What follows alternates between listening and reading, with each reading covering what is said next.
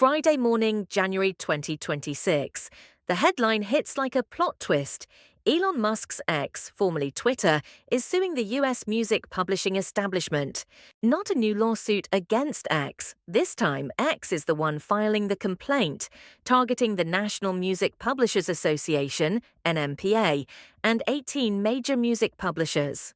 X's claim is blunt. The publishers, who it says control most of the US music catalog, colluded to force X into expensive, one-size-fits-all licensing and then weaponized copyright takedowns to squeeze the platform until it complied. X says the pressure campaign led to mass removals, account suspensions, and business losses. The music industry fires back just as fast. The NMPA's CEO, David Israelite, calls X's suit meritless and says it's a distraction from a simpler truth. X is the only major social platform that doesn't properly license songs, so publishers are enforcing their rights. So here's the case file. Is this a monopoly squeeze on a platform, or a platform trying to dodge the cost of music? And why is this fight turning into the kind of public scandal that reshapes creators' feeds overnight? To understand why this clash matters, you have to understand the character at the center of it and the stage he's standing on. Elon Musk didn't inherit a social platform, he bought one, taking ownership of Twitter in late 2022 after a $44 billion acquisition. Not long after, he began rewriting its identity, pushing the idea of a bigger everything app, and in mid-2023, he replaced the bird with a single letter, X. From the outside, the rebrand looked like a logo swap. Inside the platform, it was a shift in ambition. X wasn't supposed to be just social. It was supposed to be infrastructure, video, creators, subscriptions, payments, everything. The problem is, infrastructure runs on rules, and few rules are as unforgiving as music rights. Every major social platform that hosts video inevitably becomes a music platform too, whether it wants to or not. A clip goes viral, a song is in the background, a chorus becomes a meme, and suddenly the question isn't, is this content popular, but is it licensed? That question doesn't live in the comment section. It lives in contracts, takedown notices, and lawsuits. This is where the conflict hardens. On one side, a company arguing it should be allowed to negotiate competitive deals, not be forced into industry-wide terms. On the other, an industry arguing that the rules are already clear. If you profit from user posts that contain copyrighted songs, you either license those songs or you face enforcement. By early 2026, the dispute had matured into something more than a business disagreement. It became a public morality play, tech versus artists, platform freedom versus rights enforcement, innovation versus gatekeeping, depending on which side is telling the story. And then the scandal engine ignites, because the most powerful scandals always revolve around the same thing: who's abusing power and who's simply refusing to pay. This story has two competing narratives. They share the same facts, lawsuits, takedowns, negotiations, but they interpret them in opposite directions. Narrative A. X says this is collusion. In its antitrust lawsuit, X alleges that the NMPA and 18 major music publishers coordinated to block competition and pressure X into accepting licensing terms on an industry-wide basis, rather than allowing publishers to compete by offering different prices and terms. Reuters reports that X's complaint frames the publishers as representing over 90% of copyrighted music in the US, and claims they refused to negotiate individual deals, instead using the NMPA to push uniform terms. This is a classic antitrust posture. If a group that controls a market moves together instead of competing, it can look like a boycott or coordinated restraint of trade, especially if the target claims it has no meaningful alternative. Then comes the allegation that turns a contract dispute into a scandal, the takedown flood. X claims that the publishers and the NMPA weaponized the DMCA process, sending huge volumes of takedown notices in a coordinated campaign to gain leverage in licensing talks. The Verge's reporting echoes this framing, describing X's allegation that takedown notices were used to coerce X into industry-wide licensing. Reuters adds concrete impact claims from X, content removal, over 50,000 user suspensions, and lost advertising revenue tied to this enforcement pressure. In short, X isn't just saying we got takedowns, it's saying takedowns were the tactic, a pressure tool meant to force a deal. Narrative B.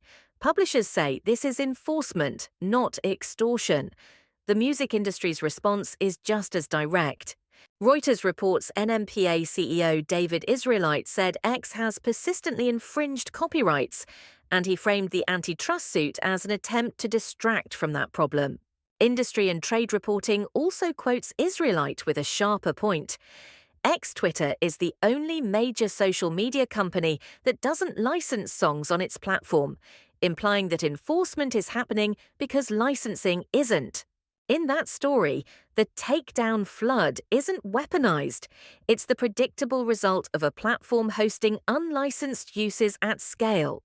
From this view, X wants to be treated like a neutral utility, while also profiting like a media company, and publishers are using the legal tools that exist to protect songwriters' rights. The backstory that makes both narratives possible. This fight didn't appear out of nowhere in January 2026. It sits on top of a separate case. In 2023, music publishers sued X over alleged copyright infringement involving nearly 1,700 songs, seeking more than $250 million in damages, much of which was later dismissed in 2024, according to Reuters.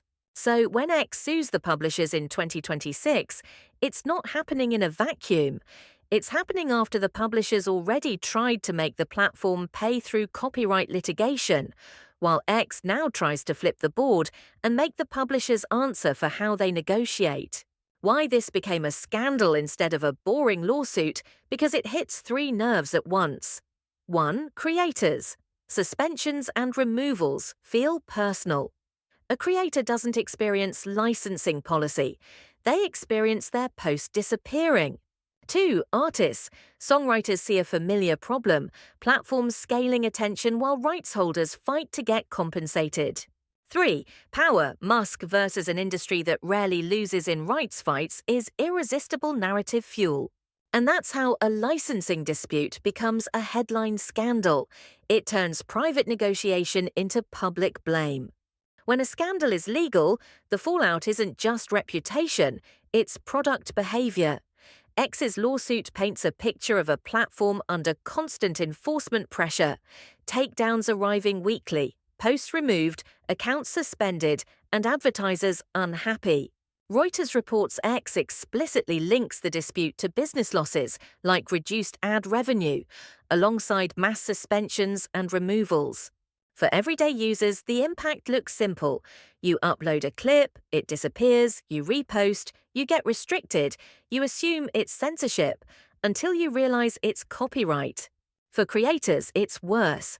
A takedown isn't just a lost post, it's a broken momentum curve, a damaged account standing, and a risk to future reach. But here's the deeper layer. The war changes what kind of platform X can be. If X wants to push video harder, longer clips, creator monetization, more mainstream content, it will inevitably collide with music usage at scale. That means either licensing deals become part of the platform's operating cost, or enforcement remains heavy, messy, and publicly visible. The publisher's position, as described in reporting, implies that X is an outlier among major platforms on licensing. If true, that creates a structural disadvantage. Competitors can offer creators smoother workflows for music-backed clips, while X becomes the place where posts vanish after the fact. And in scandal terms, that's dangerous, because it invites a narrative that X is broken or hostile to creators, even if the core issue is legal. Then there's the legal fallout. This fight now runs on 2 tracks. Track 1, copyright enforcement, publishers suing over unlicensed uses. Track 2. Antitrust allegations. X suing over collusion and licensing pressure. The Verge notes that the antitrust filing is the latest escalation in a multi-year battle and that X is seeking monetary damages and court orders to stop collective licensing pressure. This is where scandals get sticky. Even if you don't care about licensing, you care about the outcome because it changes your feed. It changes what trends survive. It changes which creators feel safe posting. And it changes the public image of Musk as an anti-establishment owner, because now the establishment he's fighting isn't politics or media. It's the rights holders behind the soundtrack of the internet. The most cinematic twist in this story isn't a hidden document, it's the role reversal.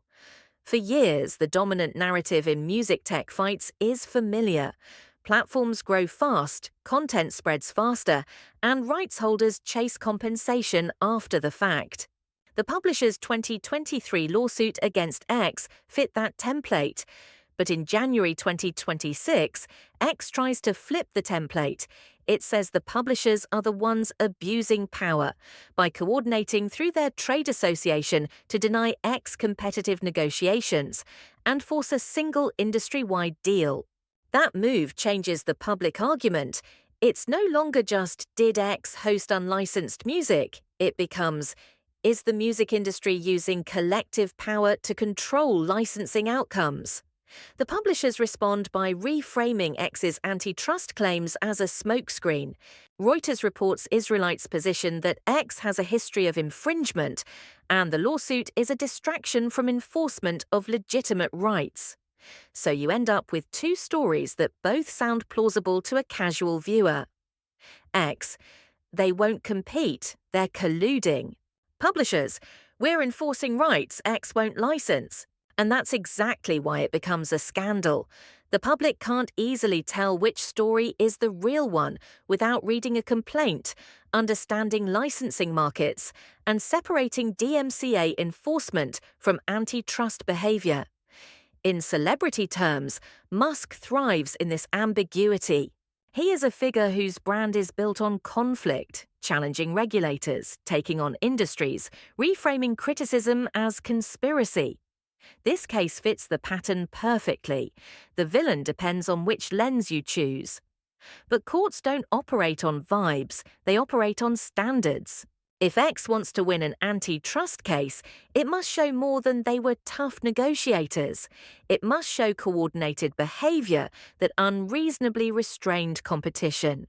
And if publishers want to win the public argument, they must show that licensing options were available and that enforcement happened because X refused to take them. So here's the real twist. This scandal isn't decided by a gotcha moment. It's decided by whether the judge sees a protection of rights or a restraint of trade. If you're watching this like a case file, the ending is still being written, but we can already see the checkpoints that will decide whether this becomes a footnote or a precedent. What to watch next? The 5 biggest signals. 1. Motions to dismiss. Publishers and the NMPA will likely argue the complaint fails to plead collusion or market harm. If the case survives early motions, the scandal grows teeth. 2. Discovery. If the case advances, internal emails and negotiation records become the real receipts. That's when narratives change. 3. Injunction requests. X is asking for court intervention, not just money. If a judge restricts collective bargaining pressure, that's a seismic shift. 4. The parallel copyright case. The 2023 infringement suit is still part of the backdrop. How the two tracks interact will shape settlement leverage. 5. Platform behavior. If users keep seeing takedowns and suspensions, public opinion will be shaped by experience, not headlines. The bigger takeaway. This isn't just a fight over songs, it's a fight over what the modern platform is allowed to be, because the internet runs on music, and whoever controls licensing controls the soundtrack of virality. And on X, virality is the product. So whether you see Musk as a disruptor or a deflector, the scandal lands in the same place. a platform trying to scale video while the music industry demands payment, and the courts deciding who's abusing power. If you want more behind the flash case files like this, hit like subscribe for weekly Celebrity Plus. Industry deep dives. Share this with a creator friend who's dealt with takedowns. Comment one name you want next: Musk, Zuck, Taylor, Kanye, Drake, whoever you think has the next headline baked in.